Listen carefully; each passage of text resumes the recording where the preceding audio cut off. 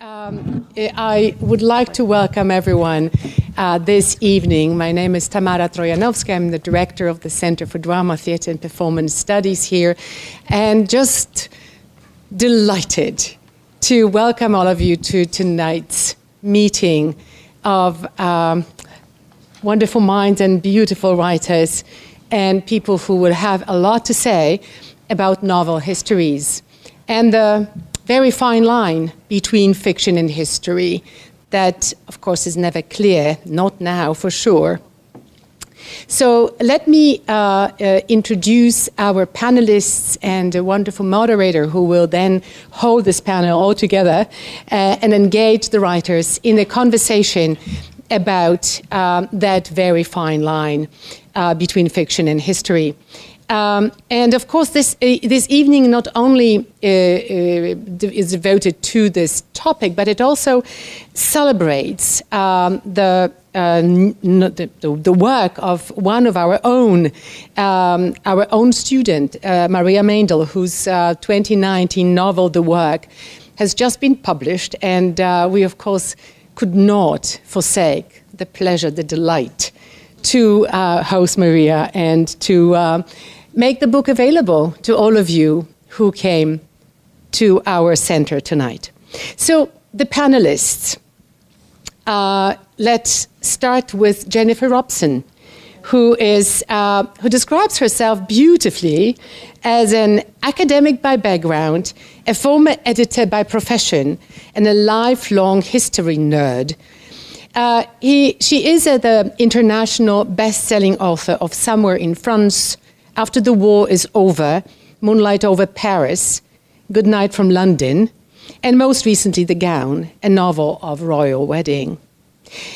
She is also a contributor to the acclaimed anthology Fall of Poppies, Stories of Love and the Great War, and you can already see the thread in all her writing. A full-time writer now, I am absolutely certain, very happily so. She nonetheless holds a doctorate in British Economic and Social History from St. Anthony's College at the University of Oxford, a place I very much cherish, where she was a Commonwealth Scholar and an Shirk Doctoral Fellow. She now lives in Toronto with her husband and young children, but as she discloses on her website, she also shares her home office with Ellie, the sheepdog, and her feline companions, Sam and Mika. And as we know, animals have a wonderful impact on our life. Now, Maria Meindl, whom I already mentioned, is the author of the 2019 novel, The Work, and also another work, Outside the Box, a memoir or biography of her grandmother, the poet and broadcaster Mona Gold, which won this work won the Alison Prentice Award for Women's History. And I must say, this was my introduction to Maria's writing, and also a wonderful access point for someone who has been here only for 30 years and could get a glimpse of Toronto from the times when I wasn't here and I couldn't see it, and neither of my, none of my family members were here. So Maria got me a beautiful insight into this city. Her essays, short stories, and poems have appeared in numerous anthologies, such as At the End of Life, True Stories About How We Die, and The M Word, Conversations About Motherhood, and literary magazines, including the Literary Review of Canada. In 2005, she founded the Draft Reading Series, which features new and unpublished work by emerging and established writers.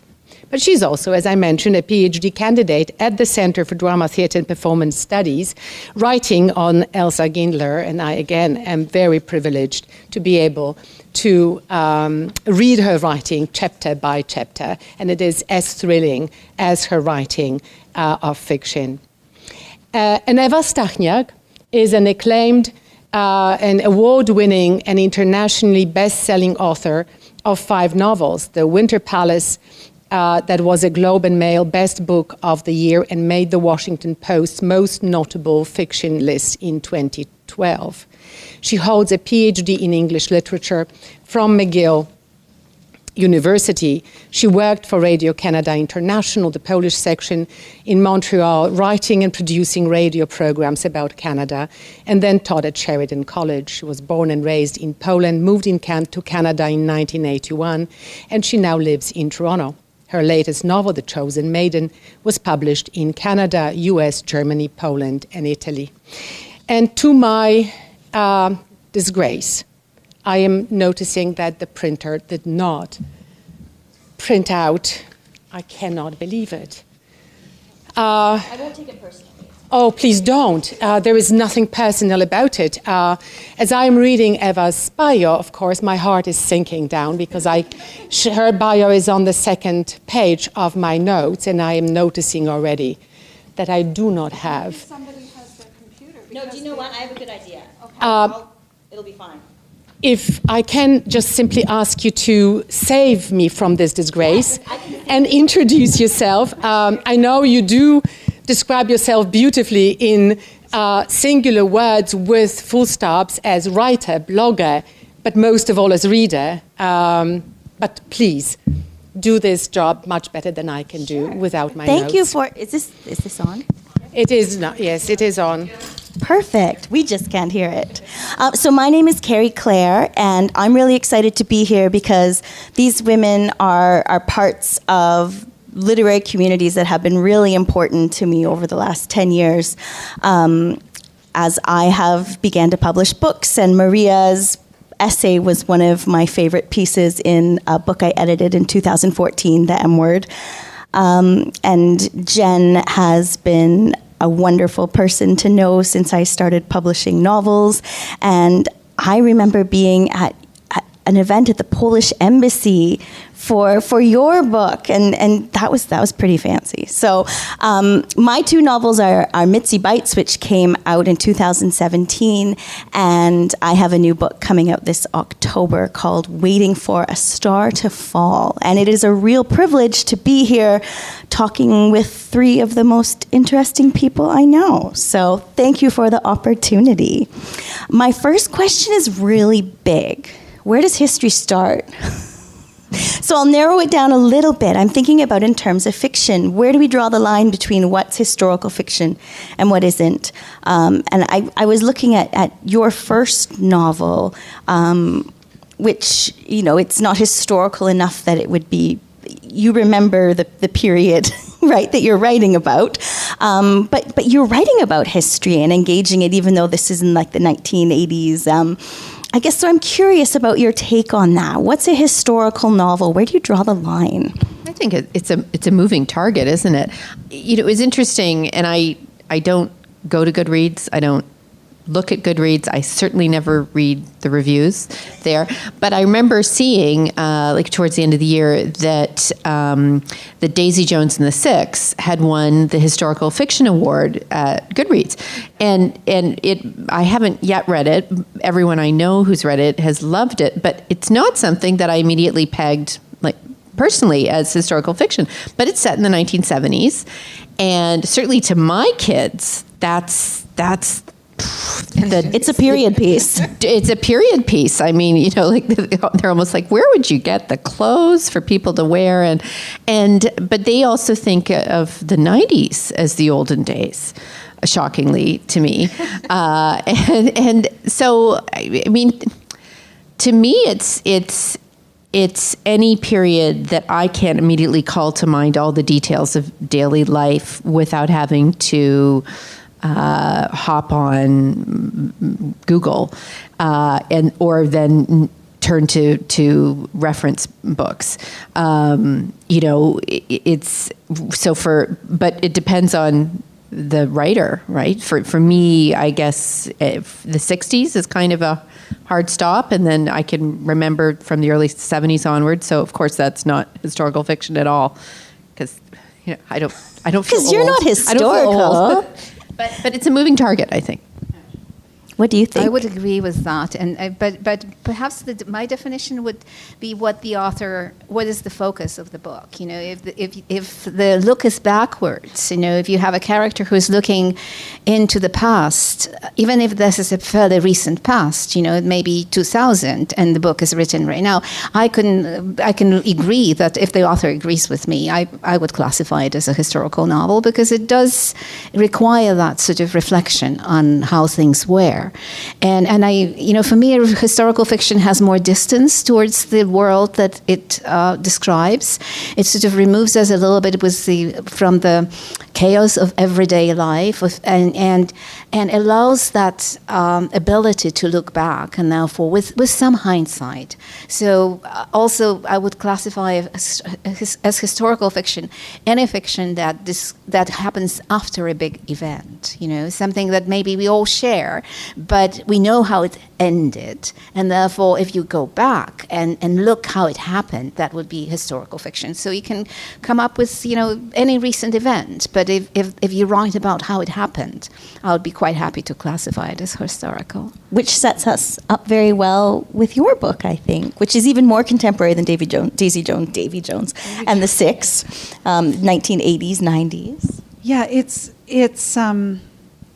sort of, I don't know if it counts as historical. It just actually took me so long to get a publisher that it became historical.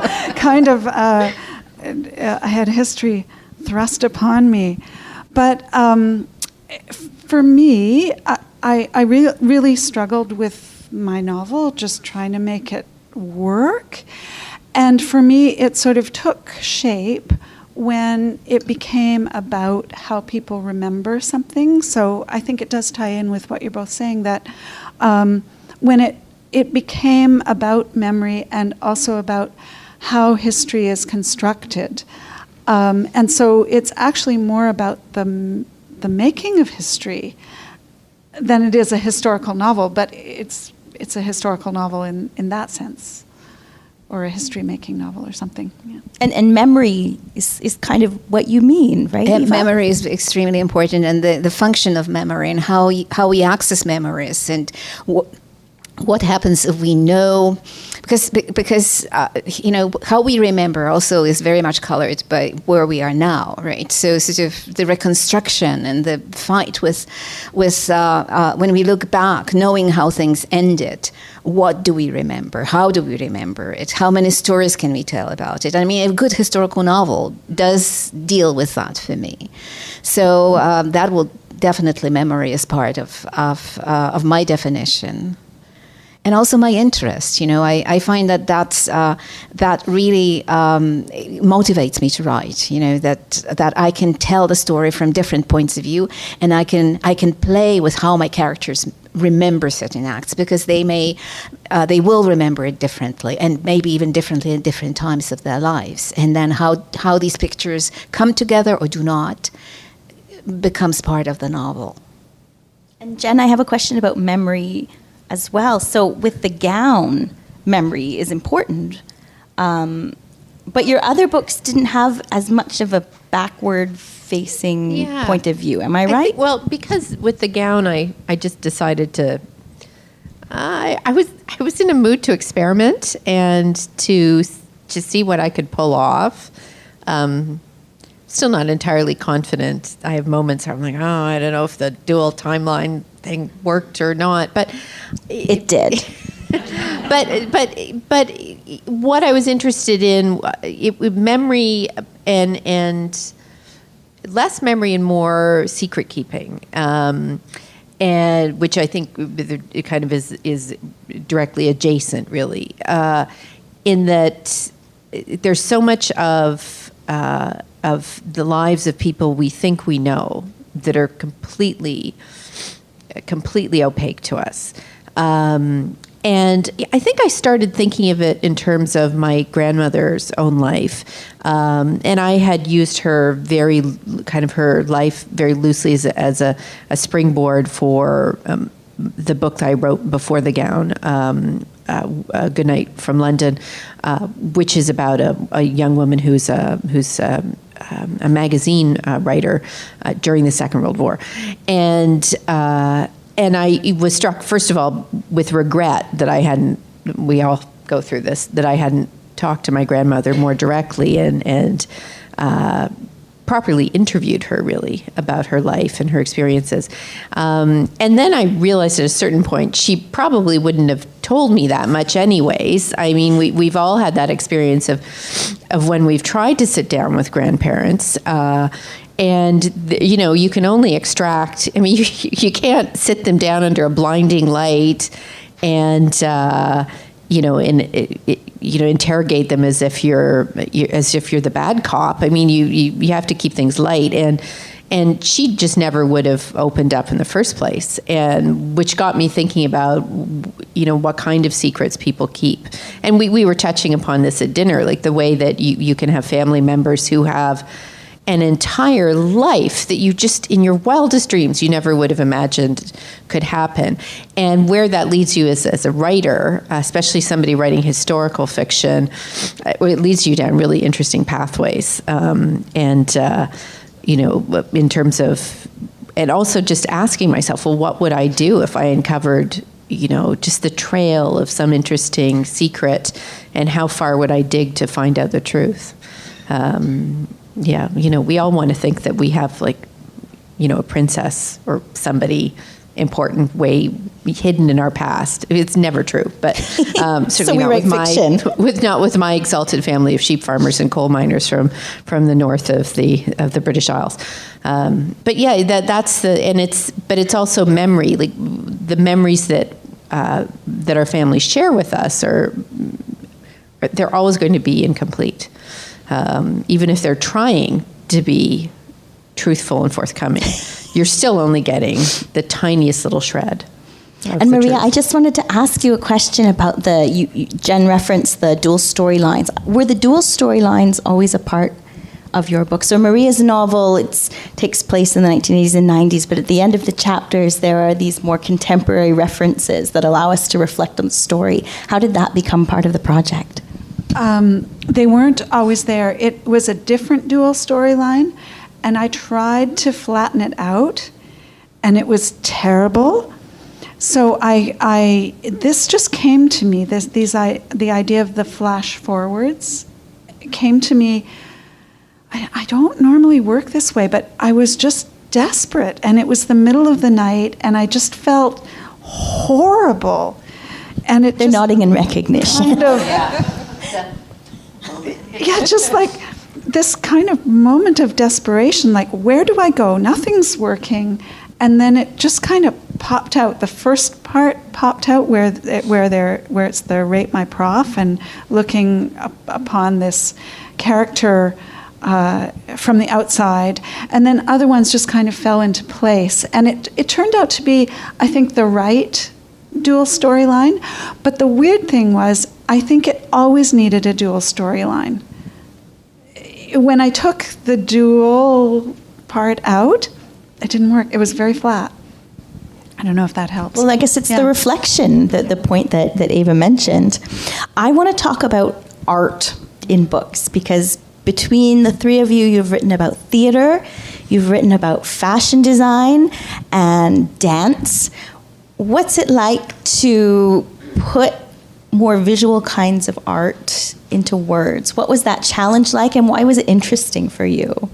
Could you start? Well, yes, because for me, it was a very unexpected journey. I didn't choose Brana Nijinsky as my heroine, as the protagonist of my novel, because she was a dancer. Dance wasn't the attraction. What was the attraction is I was looking for a character who would have the Polish and Russian part to her, who would have lived through the revolution, and who was somehow connected to the court, to the imperial court, which, of course, the Russian ballet was, because it was the part. I mean, the dancers in the imperial theater were called the wards of the Tsar, so they were like treated. So that was part, and and the dancers became the only kind of people I was interested in.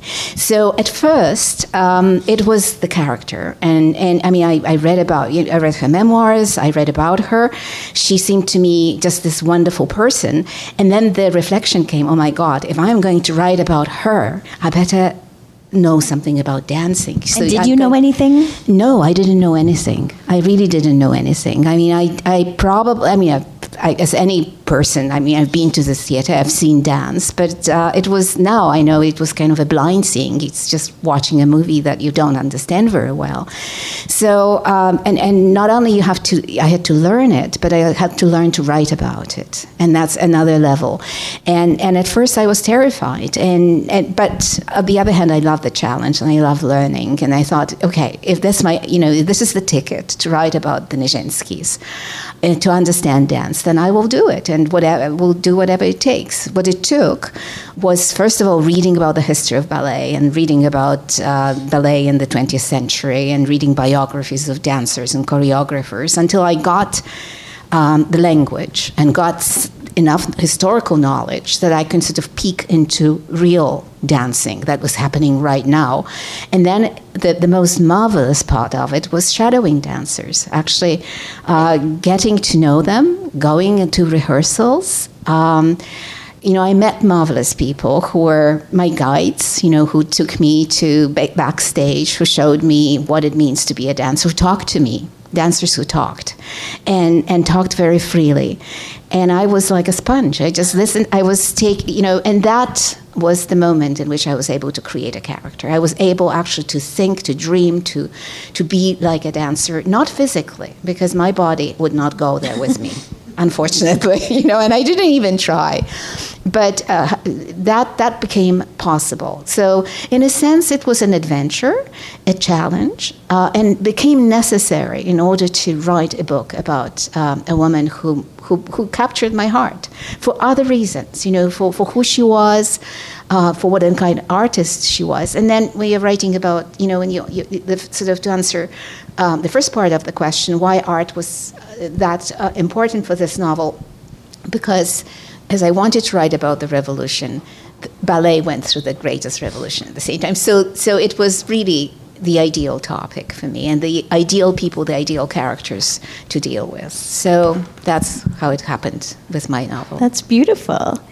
Now, Maria, I know Jen has a shadowing story that's very interesting, but you do have personal experience of theater.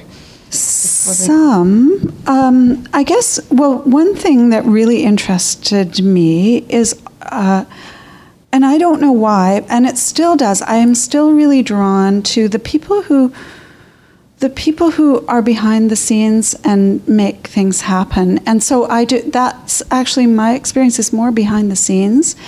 And they always tell fantastic stories. Just, you almost want to put them on stage. And I would like to do that sometime, is just have people who are normally behind the scene telling their stories. So that was what I was drawn to, actually. And the fact that, the people who are making the theater are very idealistic to a point of, being almost ridiculous in this novel. But somebody has to pay for it, and somebody has to just, make sure it all works. So I wanted to get inside the head of somebody who did that. And then I did have a couple of people. One of them was Paula Dankert, who's in this department, who read through the whole thing, and also Maria Popoff, who's an amazing stage manager. But they can't be blamed for my mistakes. So it was kind of cobbled together. But I really loved writing the scenes where there was a play, and it was recounting the play.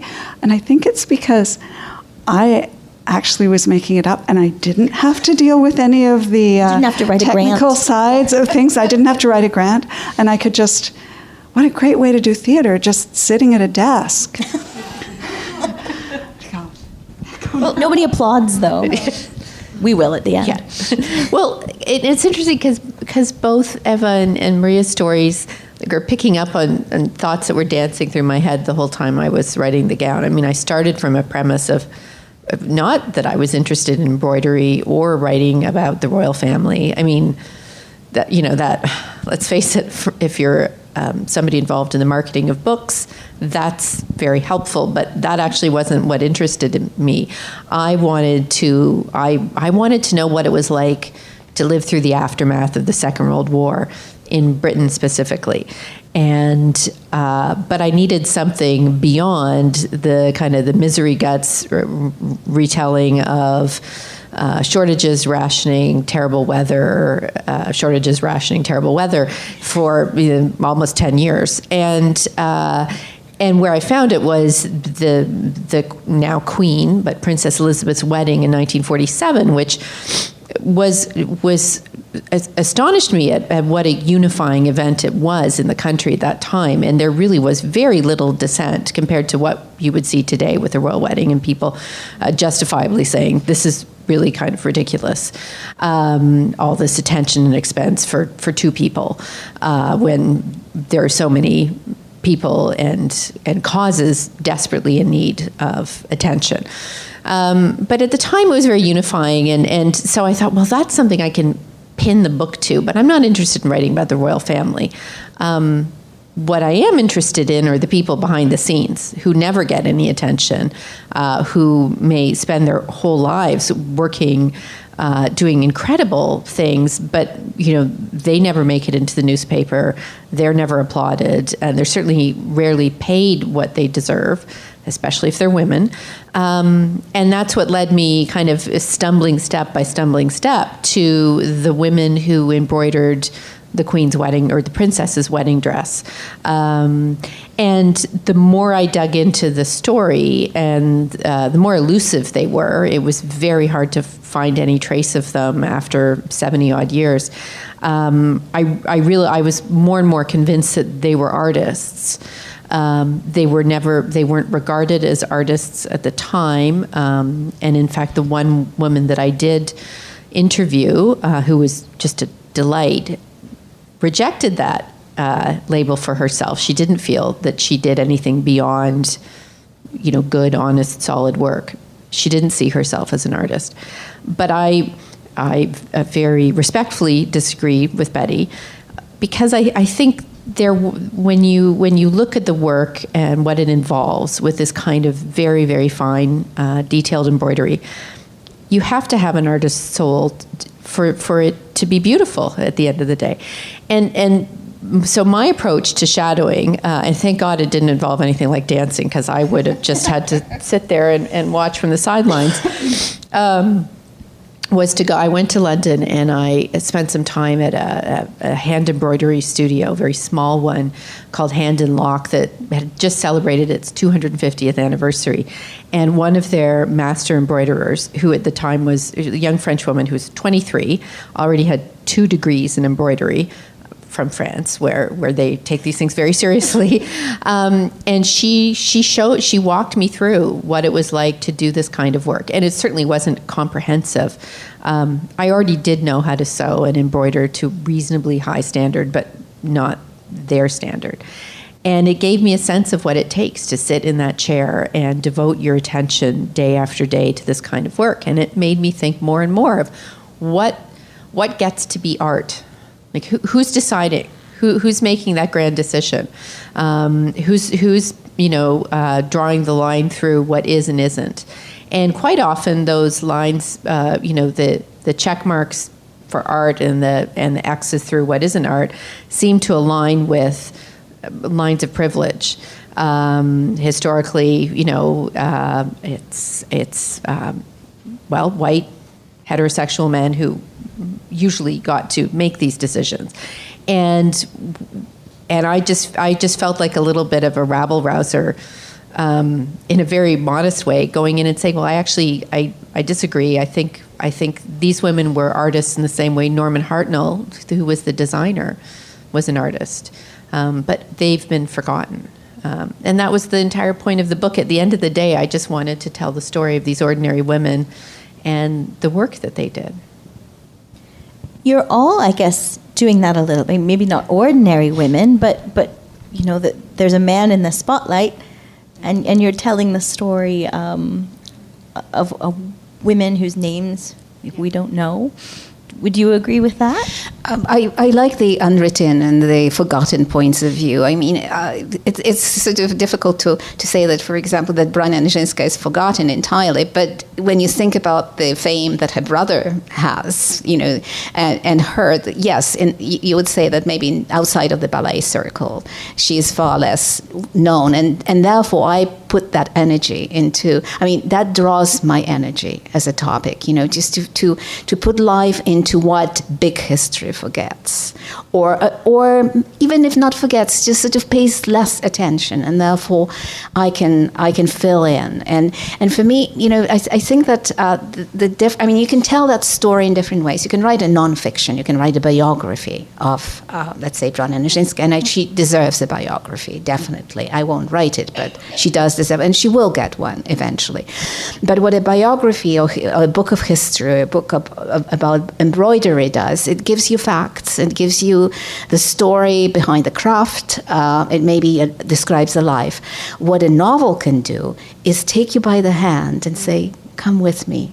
We'll experience it together. I'll show you something, and you will be a dancer, you'll be a choreographer, you will be an embroiderer for a while. You will work in a small theater in Toronto, and I will know how it is. I will know how it feels. And you think a biography doesn't do that, or does it do it the biography can do it. A good biography can do quite a bit of it. But I think that the novel is a good novel, good historical novel that is respectful of the historical biographical truths or facts, at least, can do more. Because I would say a biography or a historical book is more like taking a photograph, while a novel is like painting a picture. Okay, so yes, I'm trying to depict the same image, but I can do it more subjectively, and therefore I can give you a more immediate experience of being there with me, or with her in this sense, with these characters. Do you have any reflections on those ideas? Well, one thing actually that when they acquired the book at Stonehouse, Netta, the publisher, said, and I actually didn't see that myself until she saw it. She said, the women, by affiliating themselves with this man who gives himself permission to just do whatever he wants, that somehow allows them to give themselves power. It doesn't empower them, but it somehow draws out a powerful aspect of them. Somehow, by getting in his little orbit, that's what happens. So that was the sort of, I didn't even realize that, and then I was able to draw it out a little bit after that conversation. But I think that is often true, that the great man, the women who surround the great man and put up with a lot, that it gives them some sense of power that they couldn't allow themselves otherwise. Yeah. Perhaps it was the only power that they could get. Yeah.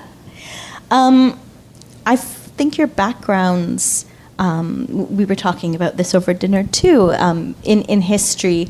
I want to know, I think they're very interesting, and I would like to know where the impulse to make fiction out of history came from. You've expressed that a little bit with this specific book and the advantage of a novel. How about you, Jen? What do you... Yeah, because we were having it was a really fun discussion, actually, in the way that only writers who are also simultaneously history nerds can get engaged in this subject. And because I write books where my central figures are entirely fictional. And it's very interesting, my most recent book, there's a character in it called Miriam Dessin, and I have lost count of how many letters and emails I've had from people who are absolutely confounded that they can't find her. When they Google Miriam Dessin, it only comes up with links to my book, and they're convinced. I don't know what I did with her as opposed to other characters, but there's something seem to resonate and make people feel that she was real. But I honestly, all of my central characters are always fictional. Just because I don't know, maybe I'm kind of want that feeling of being crazed with power, where I can make them do anything. I mean, they're completely under my control. You know what? Some of this has to do with having teenagers at home right now, I think, because nobody listens to me, but my characters have to. And I also have 2 cats and a dog who don't listen to me either. So this is ideal for my purposes.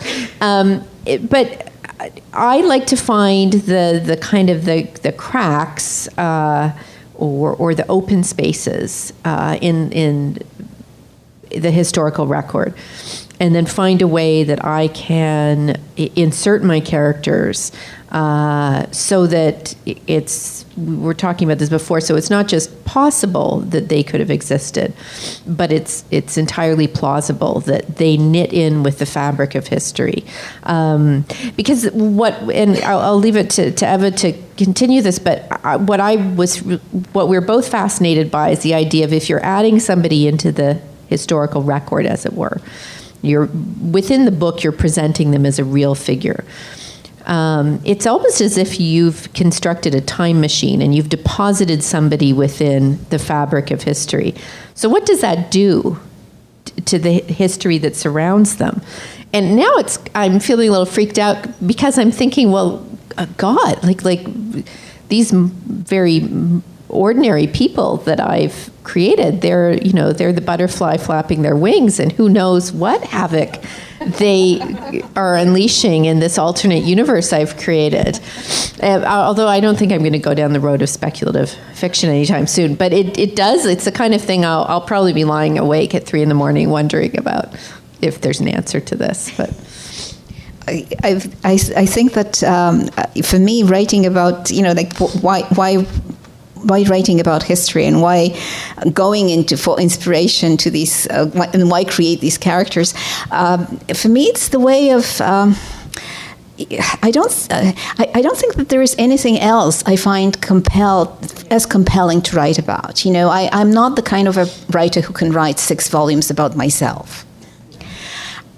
Just not that that someone else cannot. I mean, wonderful, but I cannot do it. I don't find myself that interesting for myself. Okay, I might be interesting to others, but to myself, I'm not that interesting. However, what I find is important is how the past or the historical characters or historical events, how my understanding of what life is and what psychology is, who people are, how it all works. That when I look at something in the past, that all this experience, that is my experience, it's very interesting for me to see how I can put it into that. How can I insert myself into the past? And not through things that I did, or not who I am, but how I understand the world. So how would I understand a woman who grows up at the imperial court and meets young Catherine the Great and becomes her spy? How can I understand her motivation? How can I understand her admiration for this woman who is a marvelous politician, and also her disillusionment when that politician sort of becomes a true politician, which means, sort of she has her own agenda and she's not going to be stopped. So how does my understanding of the world now and at that time how does it allow me to create a character? And perhaps take the reader there as well. So that's my interest. And the conversation that, we were sort of confessing today to the fact that we like to experiment. We are writers. Like we don't always write the same book. So what I'm doing at the moment in the book that I'm writing is I'm allowing myself to create characters that did not exist. I mean, all I have is a paragraph that I found in some memoir and everything. And I was complaining that I actually find it much harder than writing about Brania Nijinská or Catherine the Great, or even that spy who was a composite of many characters, and therefore I could sort of imagine stuff. Because suddenly I have that freedom. I can do whatever with the character. And then I agonize over everything, should she do this or not? And then I spend a week thinking, oh my God, let her do this. And then, no, that will get me somewhere. Or, how about she doesn't do that? Then another week passes and I'm not. So I would much, in a sense, it was easier to be restricted by facts. But yet the same thing, which is my understanding of the world, lent to the characters in the past that I insert into it. That's the motivation. Inventing people is a big responsibility. Inventing people, yes. Yes. Having the power of life or death over them. That's a big responsibility too. I have a friend who read a very early draft of my first book in which there was which was called Somewhere in France, and there was a grandmother character in it who I just poured my heart and soul into this woman, and she was so lively and entertaining and fun. And then when it came to my first round of revisions, she didn't fit, and Did she die of the Spanish flu? Well, no, this is a little earlier. But she died before, and this friend had read the earlier draft, and she's still upset with me, almost 10 years later, that I killed Nana, and I just wanted. She didn't really exist. We didn't even make it onto the printed page. But clearly, you're good at your work. Well, I think what I'd done is I'd poured a lot of at those early stages. I mean, I've never written a character who was identifiably anyone I know, but just be aware if you sit down with a writer, any interesting thing that you say is going straight into our brain and will pop up at some point. And then you might kill us. It could happen. In a speculative fashion. Maybe. That's all. Maria, I am fascinated by your background in history as well. And I wonder if you could say a few things about the difference between the work you've done in history and archives and then writing fiction. Do you see them as part of a spectrum, or are they different? Well, because I grew up with the grandmother I grew up with, I was surrounded by these different iterations, she sort of riffed on reality itself sometimes. It was just, and then also working with her documents many years later, and I was aware that I was creating the Mona that the world would know, that I was editing her. I was writing her. It's like the opposite of killing Nana. Yes, yeah, it was immortalizing Nana. Yeah, and she sort of tried to construct me to be who she wanted me to be. So it was this kind of conversation back and forth in a way. But I guess I didn't have as much of a background in history. At the same time, I was thrown into the middle of actually making history. This is it, this is because she had all these papers, and she had things in there that we didn't realize were there. What the person who was evaluating the archive said at the end is that there is no other portrait to be found of a freelancer during that particular era, because she kept everything, right? So I was sort of making history, and so I'm always aware that somebody's there, with a cold, deciding, oh, God damn it, I'm going to throw this out, or I'm putting it in the wrong file, or whatever it is. There's always so somebody different there. Than writing fiction in some ways, right? It's a construction. Yes, and I'm always fascinated by how people know, because I just always have the feeling of stories, whether they be fiction or history, as a hall of mirrors. So with the work, were there parallels with the process of writing the two different stories? as compared to your grandmother's story? Yeah, because I was working with documents, except that they were documents that I got to create. Once again, it was just like, I really enjoyed that part because I didn't have to, I mean, I had some constraints, but I could really have a lot of fun with it. But yeah, I am seeing history through documents, and it was in both cases, and also with my dissertation work, I'm looking at, well, what do the documents tell us, and looking at the documents as documents instead of trying to create a seamless story from them. Now, you've referred to this a little bit, Jen, when you talked about the emails you're getting about your character. So I want to know if you think a historical fiction writer has a responsibility beyond just the fiction writer in general, or if it's more interesting, if you could also talk about the expectations that readers bring to you, because I know that's interesting.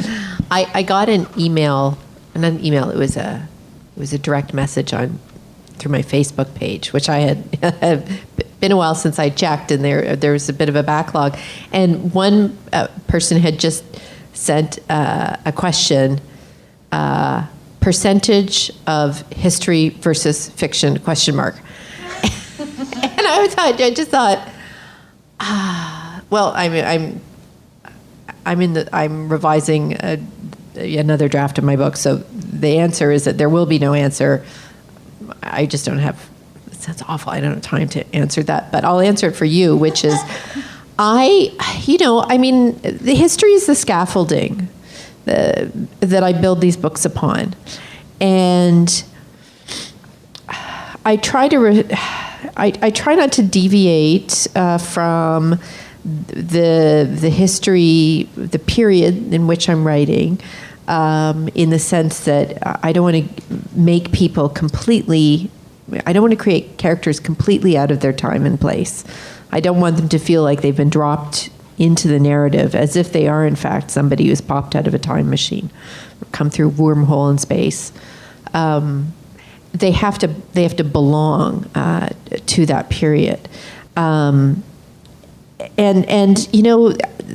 even as I'm doing that, and even as I'm being absolutely obsessive about details and driving my editor nuts because I keep wanting to go back and change things, and little bitty things that she will say nobody's going to notice, and my response is always, well, I will notice, and I'll be lying in bed sweating about it if I get this wrong.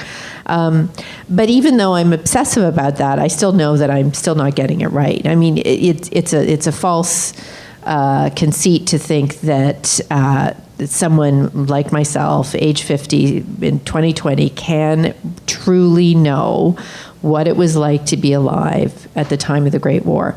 I have a reasonably rounded view of it that I try to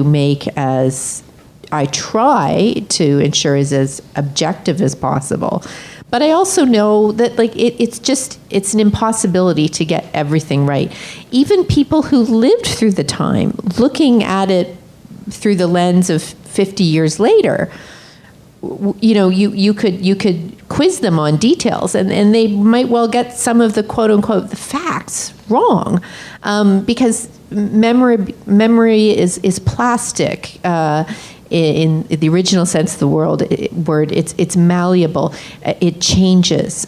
It changes as we change. And so what I'm creating is it's my best attempt. It has to be my best attempt. Otherwise, I would.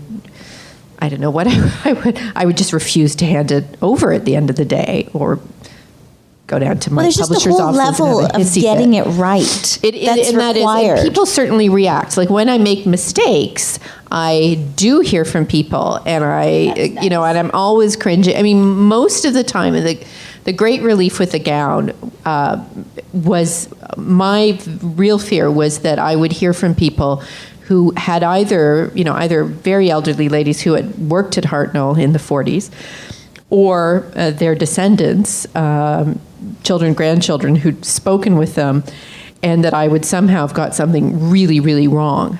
And to my huge relief, I mean, I have heard from, it's probably, it's like seven or eight separate families, only one lady who's still alive, that I did. They seem to be happy with what I've presented. Now, that doesn't mean, again, that it's necessarily completely right, but I do get, and it's the little details. I am still getting very, very angry emails about the fact that in Goodnight from London, I referred to a kind of a road with more than 2 lanes, or as I thought it would have had more than 2 lanes. It was a road leading from London up north, and I referred to it as a motorway. And this was, you'd be interested to know, this was before the establishment of the first motorways in 1948.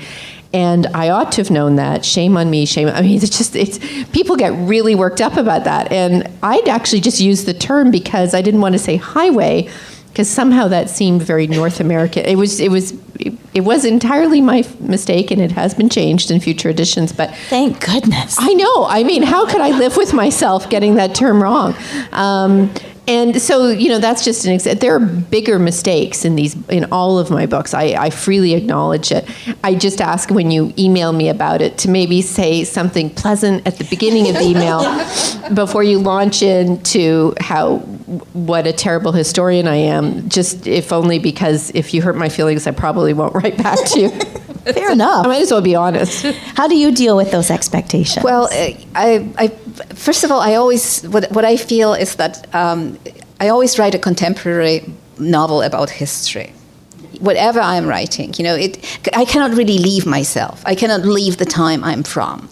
So even if I get all the details right, and there is a certain contract with the reader, right? If someone reads my particular, brand of historical fiction, the contract is that that major facts will not be changed, that I may sort of fiddle with some details, but of historical details, but not the obvious ones, or that I will be actually a great stickler to detail, and that you will get the truth, like in the Chosen Maiden, that I did spend time in the archives, and I'm really accurate in very, very small, even very small details. So there is that contract.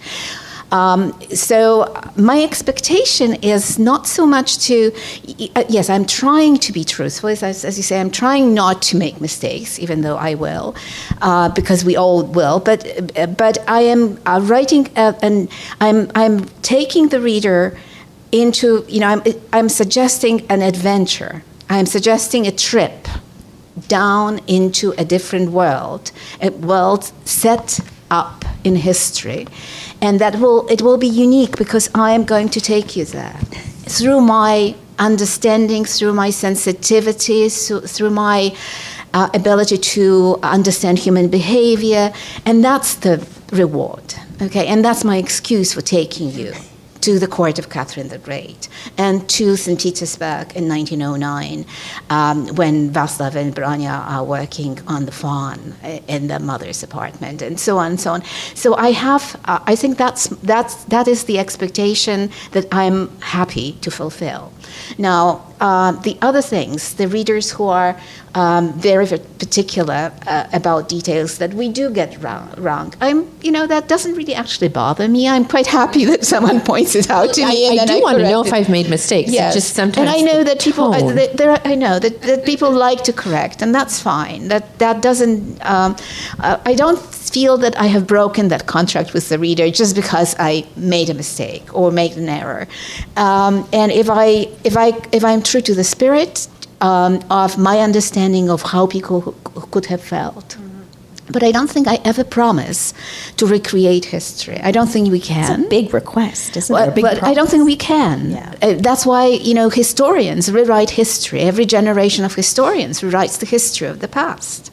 If I were to write, and if I were to write, for example, my first novel, if I were to write about Poland in 1989 now, I would have written it a different book. I couldn't have possibly written it the way I wrote it then. Why? Because I already know what happened for another 10 or 20 years. I know what is happening right at the moment, and I wouldn't be able to have that kind of conviction or that kind of naivete or that kind of hope, or I would have a different kind of hope. I would have a different kind of understanding of what was happening then, right? And I cannot take it back.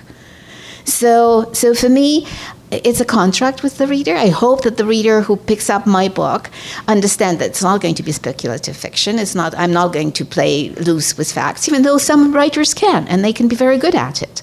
That's not my approach.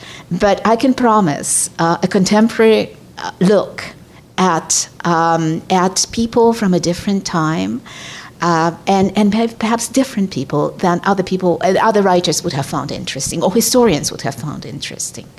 No, that's interesting, and I think, arguing against the definitiveness of history is an important point to make. We're almost out of time, but I would like to know your ideas, too, about the historical fiction writer's responsibility toward the work.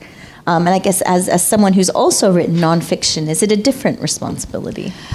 Yeah, I'm so terrified of getting things wrong all the time. Like, that's just, I just always think I'll be sued for everything that I write, just for having written it. But I am, so the work is the first in a trilogy, and they go back and back and back in time. It's sort of the setup. They move backwards? Yeah, they move backwards Wow. in time. There's sort of prequel upon prequel. And I have a draft of the next one, which is, it is actually set after the Second World War in England, but she's thinking back, the character is thinking back to the Second World War. And there is a historical event, and I can't remember the station. It happened in the London Underground, where people thought it was an air raid and they rushed. Bethnal Green. Bethnal Green.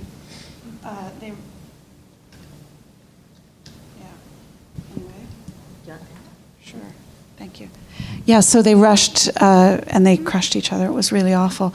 But I want to include that Bethnal Green disaster, at least from this character's point of view. And I'm really I'm afraid of. It's not that I wouldn't take it seriously, but almost of making it an aesthetic object to fit. So that's my biggest concern. That's my biggest sense of fear, not so much getting the details wrong, because I am afraid of that, but I know I'll get over it. But the other is something that I would feel would really sort of blight a novel or any kind of work if you ever took something that was a very serious event in people's lives and aestheticized it. Yeah. That's exactly what I'm wrestling with right now. I spent my day writing. My next book is set during the Second World War in Italy, and encompasses the Shoah, and to sit and be writing about these things that happened, and to try and create beautiful prose out of something that truly does defy description, particularly today of all days. It was weighing upon me the responsibility, because there have been I'm not going to go into details, but there have been a slew of books set during the Holocaust, with that as its backdrop, where the authors have not, I think, taken that responsibility seriously enough. And I've played fast and loose with facts that I think they ought to have got right. And so knowing that makes me even more anxious to not get it wrong. With something as recent as the Second World War, there are people alive whose feelings can be affected. You can actually hurt people if you get it wrong. And that's a, conceivably there are people alive who survived the terrible incident in Bethnal Green, for example, and I wrote about scenes in my previous book, To the Gown, that were set during the Blitz. And I had moments of thinking, what if somebody reads this who went through this and finds it upsetting? And it's that worry that you're somehow inadvertently fetishizing something that is sacred. That's what it comes down to, and it's something that I suspect I'm going to be wrestling with long after the book I'm working on is published. And I just pray I only get it wrong a very little bit, if that makes any sense. Well, I think it's acknowledging the responsibility. I don't know if there's a resolution, right? But just understanding the weight of that. Do you have that kind of anxiety? Yes, I think I have that sense of wanting to be true to some essence of a person or that I'm writing about. Like, with The Chosen Maiden, I wanted to be I didn't want to cheapen with my sort of inferior understanding of dance, for example, and choreography. I wanted to make sure that I gave my character justice, that when you read about Branja in The Chosen Maiden, that her artistry and her depth and her true understanding of art shines through, even though I'm not as good as she is, and I'm not the kind of artist she is, and I cannot have the same understanding. So there is that sense of responsibility, and my way of dealing with that was with The Chosen Maiden, because I think that's the closest to how I feel about the seriousness that you describe with your examples, was by talking to dancers and choreographers long enough to get that sense of comfort with how they describe the world for me. And sort of coming back to your question, how to write about it. Well, that's how I learned to write about dance, and that's where I felt that I was giving it enough attention, because I was able to create a language, and I was able to create a way of writing about it that felt true not just to me, but to people who had experience. The biggest, the most beautiful moments were when dancers would come to me at the end and say, you get everything right about dance. Or they would say, you put thoughts, or you put words about dance in this book that we dancers all feel, but we hardly ever speak about. And I would say, oh my God, someone must have told me that, and I must have absorbed it without knowing. But that was my sense of, yes, I did. I took upon myself this great responsibility, and I managed to do it. I delivered. I lived up to these expectations. That doesn't mean that with the new book I won't be going through the same process. But that anxiety is there every time, because the anxiety is there, and I think it's a good anxiety. Yeah. I think it sort of forces you to do it. Yes. Well, if you don't have the anxiety, then it leads you again to exactly those kind of. It's like a pit you fall into, and there's really no getting out of it. I mean, look at the fuss over, is it Janine Cummings? Is that Cummings? Her book, is it American Dirt? Dirt. Barbed wire book. Yeah, like it's just, I mean, I have to, whoever thought, the event planner who thought that those cakes or whatever were a great idea that's the least problematic part of all of this. But I think the idea that that you would embark on something of such seriousness without taking some time, and this is at that level of everyone involved, to realize the implications of what you're writing about, and to realize that there are real people who will feel very strongly and can be wounded in a very real way by your words. Again, I mean, it doesn't mean that in acknowledging it that you're going to get it right. It absolutely doesn't, and there's no shortcut for the work. But the acknowledgement is the first step that you owe not just your readers, but just history, as it were, you have to acknowledge the debt that you owe, I suppose. There we are. No, that's a good point to end on. And I think we can continue our conversation at the reception. Is this right, Maria? And there are books for sale, and these books are wonderful. So And food. And food, which is also wonderful. So yeah, we will continue this in the other room. Thank you so much.